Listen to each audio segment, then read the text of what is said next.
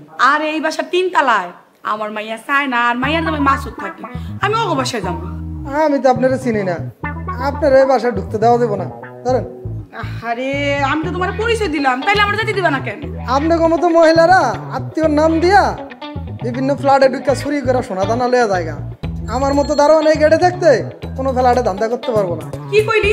তোর মতন গেইরের দারণ আমারে সোরদার নামাজ কইছস? আমার মাইয়ার জামাইরে কইয়া আমি তোর চাকরি নোট করে দিমু। কি হইছে? মা তুমি এখানে? দেখাস না তোকে গেটের দারণ তোকে পরিচয় দেওয়ার পরও তোকে বাসায় আমার যাইতে দিতেছে না। আমাদের পরিচয় দেওয়ার পর তোমার ভিতর আসতে দেয় নাই?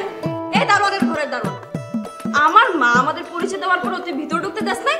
ম্যাডাম, হ্যাঁ যে আপনার মায়েরা আমি কেমনে বুঝবো কন? এই যে পুরান ফকির নিকল কাপড় চোপড় পরে আপনাকে পরিচয় দিছে, আমি তো বুঝলাম কোনো ধান্দাবাজ মহিলা। এত বড় কলিজা তোর, তুই আমার মাকে ধান্দাবাজ মহিলা বলতেছস? আমি কিন্তু তোকে থাপ্পড় দিয়ে একদম 2 গাল লাল করে ফেলবো। ম্যাডাম, আমার মারবেন না, আমার ভুল হয়ে গেছে, আমার মাফ করে দেন। আমি আজকেই তোকে চাকরি থেকে আউট করে দেব। মা, আমি একটু বাইরে যেতেছিলাম, কিন্তু আর যাবো না, চলো বাসায় চলো।